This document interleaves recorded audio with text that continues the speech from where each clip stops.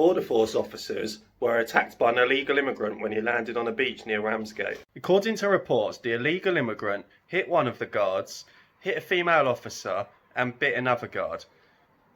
It's also reported that he tried to attack the coach driver that was driving him to Manston Airport, where they get processed after arriving illegally. The illegal immigrant was among a group of 40 that had crossed the channel from France in a small dinghy, landing on a beach near Ramsgate. When they say a small dinghy, they mean a large, big black dinghy. The illegal immigrant lashed out as he was being taken by coach from Ramsgate to the new processing facility in Manston.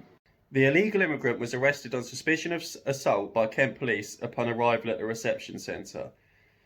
Border Force staff have now stated how they fear they will get attacked or one of them may get killed due to the growing number of attacks from illegal immigrants. Which begs the question, why are you ferrying these people in when they're not only attacking the people that ferry them in, they're also attacking in the local British people. So when they get put into a hotel anywhere up and down the country, it's the people who live nearby that have to suffer the consequences. Now the Border Force are suffering the consequences too.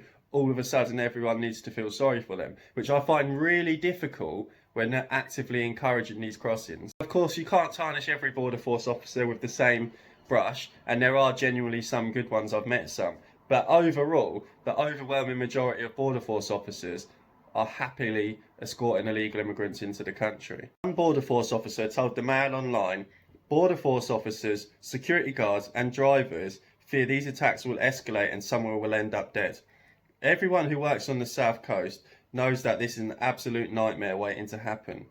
If more than one illegal immigrant had become violent, it could have resulted in the deaths of Border Force officers and others.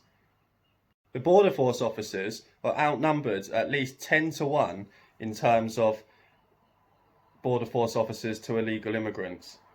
Last year, over 28,500 illegal immigrants arrived by boat. This year, we're almost 20,500. So the numbers are growing rapidly, and there is not the number of Border Force officers to control these people coming into the country, let alone when they're put in hotels and then given housing and dumped all up and down the country. The reality is, it's a ticking time bomb waiting to happen. The illegal immigrants are arrested for illegal entry when they arrive in the UK, but they're not handcuffed, they're not detained, they're just free to walk around as if they've just landed off an aeroplane on holiday. So really, they need to change the rules and start handcuffing these illegal immigrants, put them detained and not let them roam freely. Because the reality is, when they're giving them free access to walk around, be free, they're attacking the Border Force officers. They shouldn't even be allowed to be in hotels and then leave and come and go as they please, because many are absconding and disappearing. Others are robbing, others are raping, some are murdering, some are committing assaults. These are not just far-right conspiracies, these are factual news reports that are up and down the country. A Kent Police spokesman stated, Kent Police officers attended a Home Office facility in Manston on Friday the 12th of August and arrested a 21-year-old man on suspicion of assaulting 3 people during a coach journey earlier that day. The man was taken into custody and was later released pending further inquiries. This illegal immigrant that attacked Border Force officers the moment he arrived in the UK, he didn't delay, the moment he arrived in the UK, he attacked Border Force officers who were actively helping him get into a hotel and then get placed somewhere in the country, has now been free to roam around the country as if he's done nothing wrong. Yeah, sure, there's further inquiries to be made, but the reality is nothing's going to come of this. The man's not going to go to prison. The man's not going to get deported. He's just going to get put into a hotel, and then he's going to get given social housing, and then that's the end of the story. No one's going to bat an eyelid, and it's going to get swept under the rug.